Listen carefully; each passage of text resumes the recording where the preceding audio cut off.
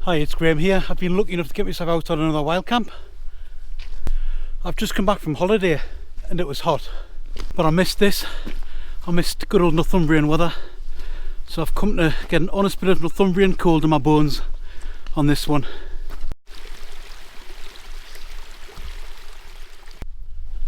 So I'm aiming to get to somewhere I've camped before, and the last time I camped there I found it was a real experience. Just one of the really remote feeling, eerie, bleak places I've ever camped. So I can't wait to get back up there. We're heading for Deadwater Fell.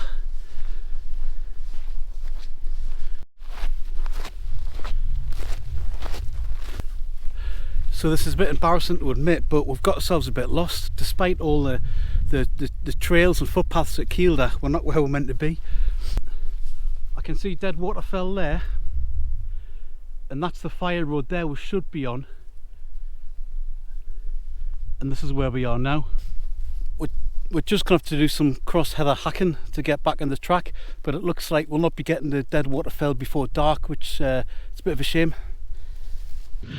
Really hard going this through the heather, but it looks like there could be a little cave there and them crags, and I'm not going to stop and explore now because I just want to get to my destination, but I'm going to mark this and come back. It's well worth a little look, I think.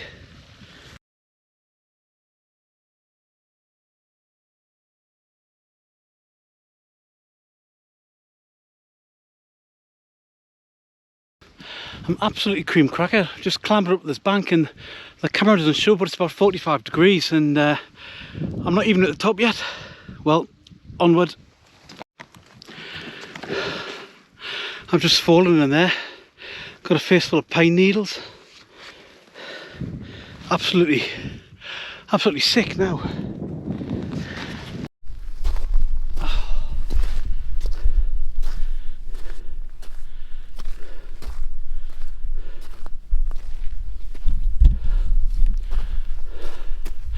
Thank goodness made it onto a bit of a rocky trail now. A bit happier. Those flipping pine needles that I first planted down, it was like a spike trap. It was all freshly cut and they looked flat, but obviously concealing a big hollow underneath that I just went into. Anyhow.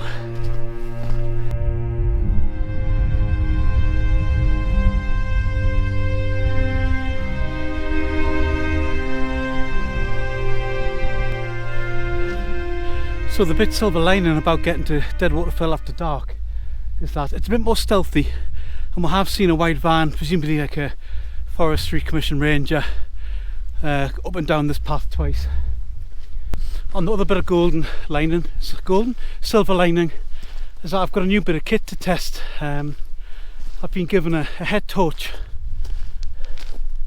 and yeah, full disclosure, I was given it for free to test out on this trip.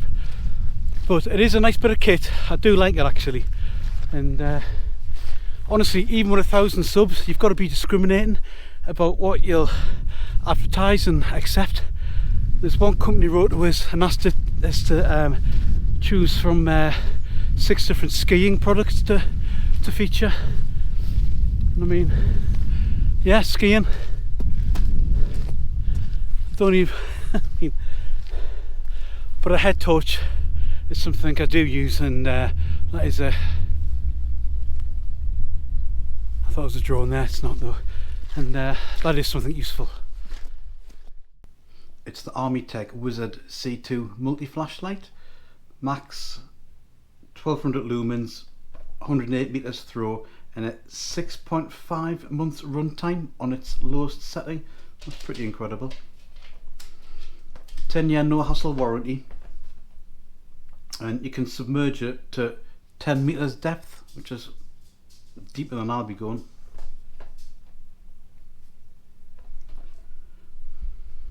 So it's got 3 different modes: Firefly, Main and Turbo. So Turbo mode is the 1200 lumens, and that'll last for 2 hours 45 minutes, and it heats up fast on the top Turbo mode. So I says after 4 minutes it'll drop down to 580 lumens, and unbelievably, on the lowest setting, Firefly 1, which is 0.11 lumens, the battery on full charge will last for 200 days. And this is what came in the box with it: the torch or flashlight itself, an instruction booklet, it's got a charger which is clips to the bottom in a very satisfying way,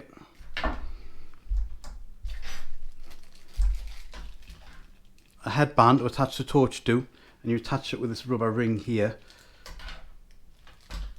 And I've got a couple of spare rubber rings here, which I think are probably internal rubber rings for the flashlight itself. So, look forward to testing this tonight. I'm getting closer to the summit now, about 800 yards off. And there's a number of structures at the summit which I think adds to its eerie sort of appeal. There's a radar station which I think is unmanned. There's some other sort of telecommunication structures, and there's a sort of art installation come shelter, and I hope it does give a bit of shelter, because that's where I plan to cook me food tonight.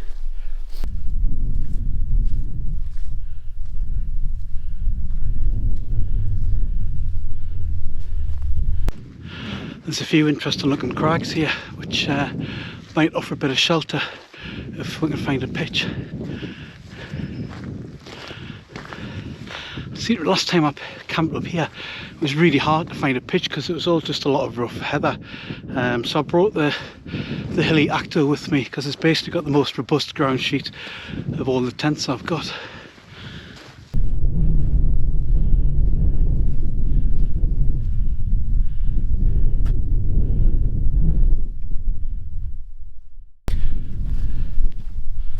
Quite difficult to find out anything about Deadwater Fell when you go online, because all you keep getting is pictures of David Tennant.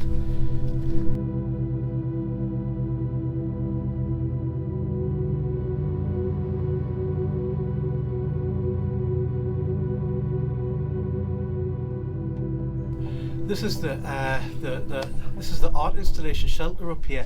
I think it's called Specere or Specere. I'm not sure how you pronounce it because my Latin's not good, but it means Latin to view or to look. And if you come in through the back, it does, you know, this bit does frame the view in front of you. I'll show you what I mean.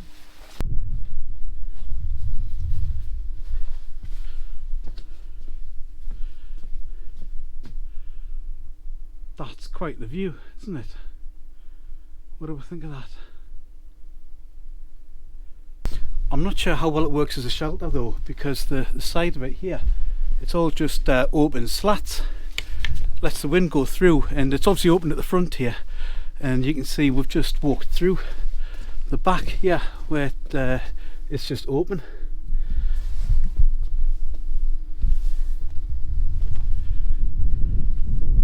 And there's the radar station just behind it.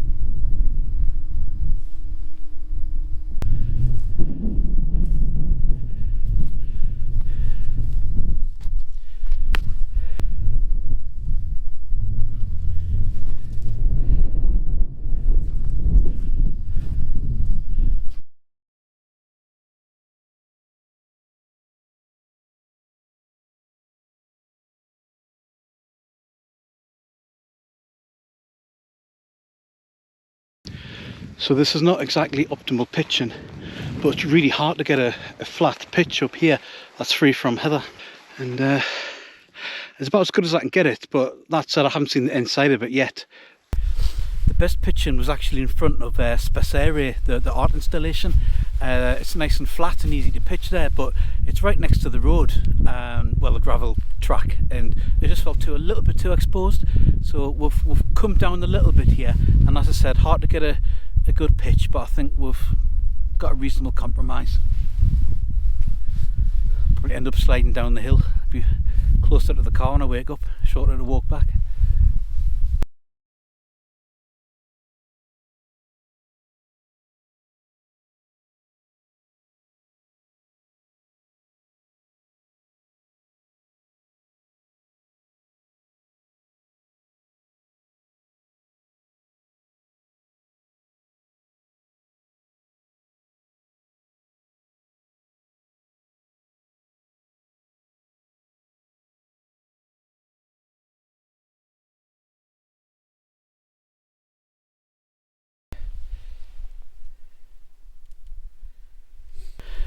So I was with this friend today, and he was looking at a map of Northumberland, and he was just giggling to himself. And so what are you laughing at? He said, I'm laughing at the Cheviots. And I was a bit offended. I said, what do you mean? And he said, well, the hill areas.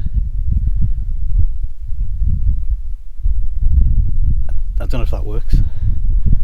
Hilarious. I think I might cut that one.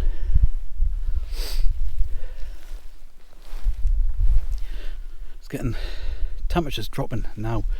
We're at 1,900 foot up. It's one of the high points around Kielder, and there's the odd patch of ice around, and starting to get really cold in my toes, my hands now. Sean's in his tent making his bait, so I think I'm just gonna get in the tent as well. I think it's the sensible thing to do.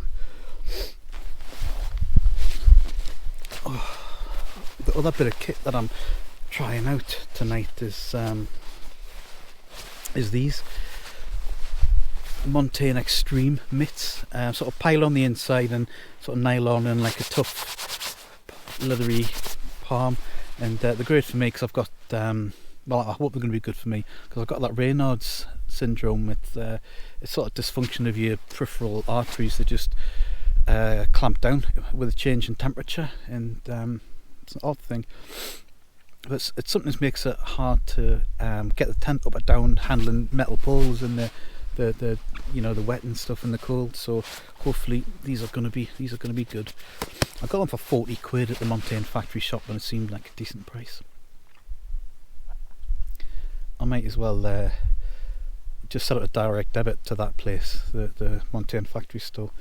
Just give them me money every month.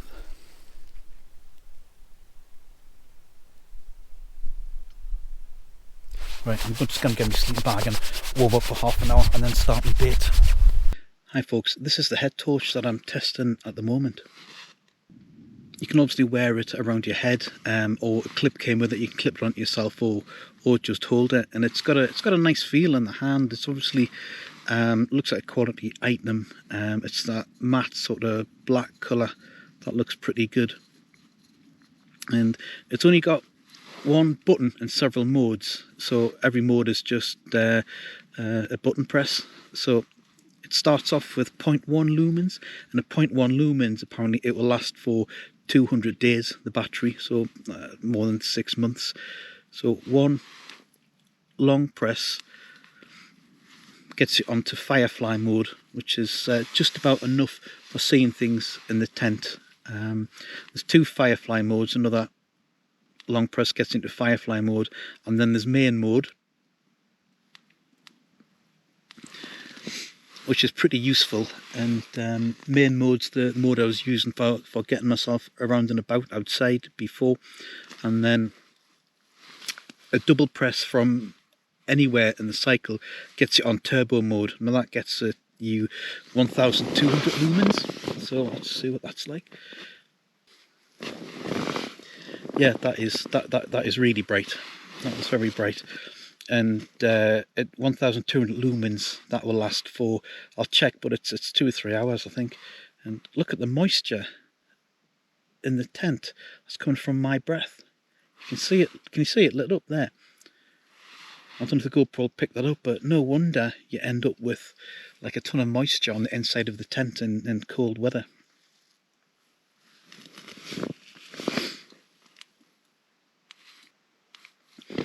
And then back to firefly mode again.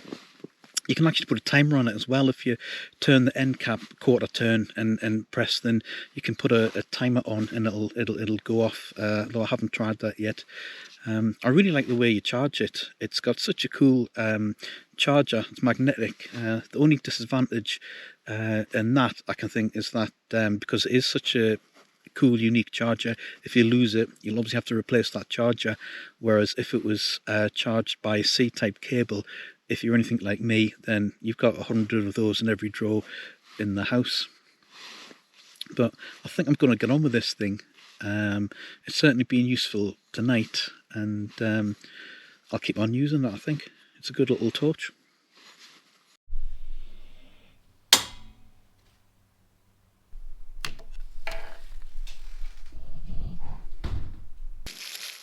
For my supper tonight, I've got some venison burgers from Moorhouse Farm Shop, and I was going to cook them in Specere in the shelter, but the temperature just feels like it's dropped so low now. It's stinging my hands, and I'd have to get out my tent, put my boots on, climb over a fence with me all my food and stove, climb back over the fence to eat it, and I'm just not. I'm staying here. I'm going to cook inside the tent. I've done it before. I'm just going to cook those burgers on a very low heat and enjoy them. And when they're done, I've got a bit of mozzarella to go on the top and a bit of chilli, so they're going to be lovely. They're going to keep me warm tonight. Trick is, I think, is to keep the heat down so there's no oil spattering going on with my Hilleberg.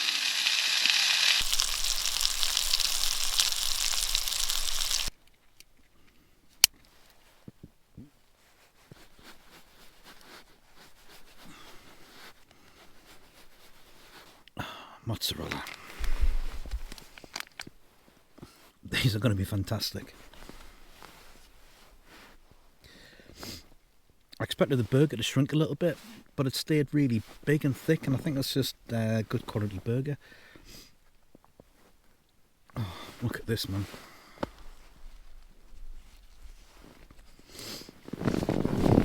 That's it. Venison burger with mozzarella and chilli, a friend to the hungry. Got my cool new head torch hanging with its clip on the little washing line there. Handy place to put it. So I'm all settled in for the night now. I've had my dinner. I went outside just before with the head torch to see what I could see, to see how bright 1200 lumens was, and I think we're just sitting in a cloud, because all you can see are swirling droplets of moisture, and the light's just reflected back off them. You couldn't see a lot, even though it felt really bright, but there's just nothing to see out there. I'm going to settle down. Thanks for watching so far. I'm just going to put some earpods in and listen to Sasquatch Chronicles. That's a good listen, that mind, and I'll see you in the morning. Good night.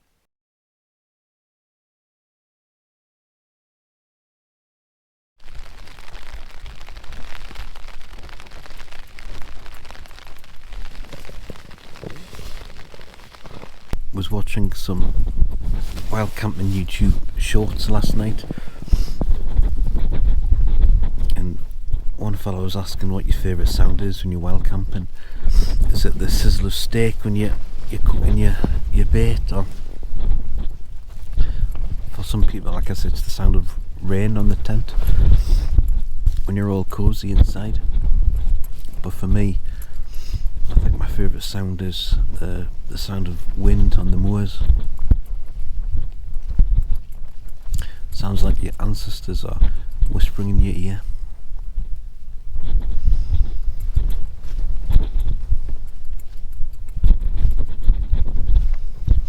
Anyhow, before I get too caught up with my own thoughts, I think I'm just going to have to make a move and start getting packed despite the weather.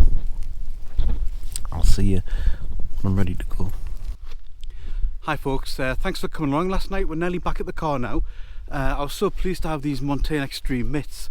I got the tent down wearing them and suffered no ill effects on my hands, so really happy with them. And I really like that head torch as well. It seems versatile, it's well built. It's got a good few modes on it.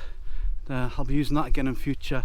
And if you do like the look of the head torch, I'll leave a link to the shop. And there's a discount code as well, which is Graham15. I'll see you on the next one.